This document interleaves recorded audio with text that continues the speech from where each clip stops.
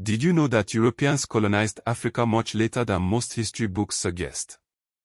For centuries, a narrative has persisted, painting Africa as a dark continent devoid of history until European contact. But this is a dangerous myth, one that erases the vibrant, complex, and influential civilizations that thrived long before the scramble for Africa. Today, we're diving deep to uncover the truth about African history, revealing the empires, innovations, and resilience that have been deliberately overlooked. Let's start at the very beginning. Ancient Egypt, or Kemet, along the Nile River, unified around 3100 BC. But Egypt wasn't an isolated phenomenon. Just south, in what is now southern Egypt and northern Sudan, Toseti and Nubia had complex societies as early as the 4th millennium BC. These regions were not separate but intertwined, influencing each other through trade, warfare, and cultural exchange. The Kingdom of Kush, rising around 1070 BC, became a major power centered at Nopeta and later Meroe. For a time, Kush even ruled Egypt. The 25th dynasty, from 744 to 656 BC, saw Nubian kings like Pi, Shaboka, and Tahaka on the throne of Egypt, revitalizing its art, architecture, and religious practices. Moving east, the Aksumite Empire in the Horn of Africa flourished from the 1st to the 7th century CE. With its own coinage and extensive trade networks across the Red Sea, Aksum was a major player in the ancient world, even adopting Christianity as its state religion. Further west, the Ghana Empire emerged in the Sahel region by the 9th century. This powerful kingdom controlled vital trade routes for gold, salt, and other goods, amassing wealth and influence that extended across West Africa. In the 13th century, the Mali Empire rose to prominence under Sundiata Keita. But it was Mansa Musa, who ruled from 1312 to 1337, who truly put Mali on the map. His famous pilgrimage to Mecca in 1324, with a vast entourage and immense quantities of gold, dazzled the world and showcased Mali's wealth and power. The Songhai Empire then dominated West Africa in the 15th and 16th centuries, especially under Sunni Ali and Askia Muhammad I. Songhai built upon the foundations laid by Ghana and Mali, creating an even larger and more sophisticated empire. Timbuktu, a city within the Mali and Songhai empires, became a renowned center of learning and commerce. The University of Sanko attracted scholars from across the Islamic world, fostering a rich intellectual environment. Tens of thousands of manuscripts, covering astronomy, medicine, law, and literature, were produced and preserved in Timbuktu, directly refuting the colonial claim that Africa lacked a written tradition. Moving south, Great Zimbabwe was a major urban and political center from the 11th to the 15th centuries. This impressive complex of stone structures, built by ancestors of the Shona people, served as a royal palace and a symbol of power.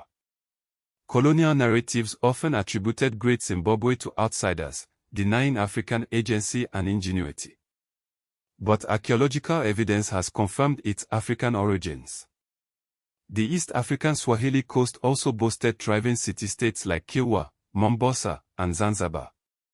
These cities were linked to Indian Ocean trade networks, exchanging goods, ideas, and cultures with merchants from Arabia, Persia, India, and China.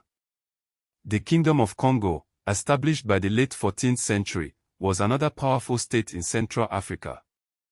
When the Portuguese arrived in 1483, they encountered a sophisticated society with a complex political system and a thriving economy. The Benin Kingdom, in present-day Nigeria, was renowned for its bronze and brass artwork. These intricate sculptures, depicting kings, queens, warriors, and other figures, provide valuable insights into Benin's history and culture. But then, the narrative shifted drastically. The arrival of Europeans on Africa's shores marked the beginning of a dark chapter, the Atlantic slave trade. In 1441, the Portuguese began direct European slave trading, capturing Africans near present-day Mauritania and Senegal. Over the next 4 centuries, the transatlantic slave trade expanded, involving Portuguese, Spanish, English, Dutch, French, and Danish traders. An estimated 12.5 million Africans were forcibly transported to the Americas, with millions more dying during the horrific Middle Passage. The impact on African societies was devastating, disrupting social structures, fueling conflicts, and causing immense suffering.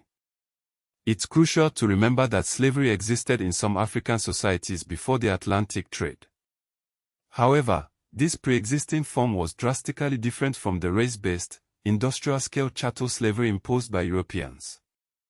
In many African societies, enslaved people could marry, gain status, or even be absorbed into households. The Atlantic system transformed slavery into a brutal and dehumanizing system designed for maximum profit. Even amidst the horrors of the slave trade, African resistance persisted. Kingdoms like Nongo and Matamba, led by Queen Zinga, fiercely resisted Portuguese expansion in Angola. But the most significant wave of European colonization came much later, during the scramble for Africa in the late 19th century. At the Berlin Conference of 1884 to 1885, European powers carved up the continent amongst themselves, with little regard for existing political boundaries or ethnic groups. Major colonizers included Britain, France, Portugal, Belgium, Germany, Italy, and Spain. Despite being outgunned and outnumbered, African societies mounted fierce resistance. Samori Touré fought against French expansion in West Africa.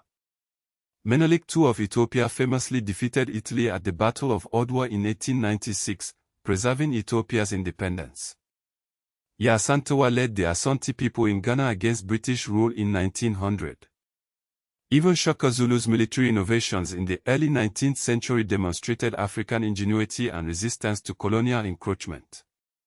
The struggle for independence continued throughout the 20th century, culminating in a wave of decolonization after World War II. Ghana led the way in 1957, followed by Guinea in 1958, Nigeria and Congo in 1960, and many others throughout the 1960s and 70s. The end of apartheid in South Africa in 1994 marked a symbolic turning point, signaling the end of former colonial rule on the continent. The history of Africa is rich, complex, and often deliberately obscured.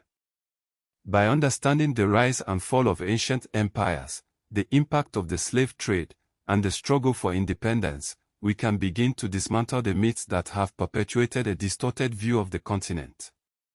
This is not just African history, it is world history, and it deserves to be told accurately and completely.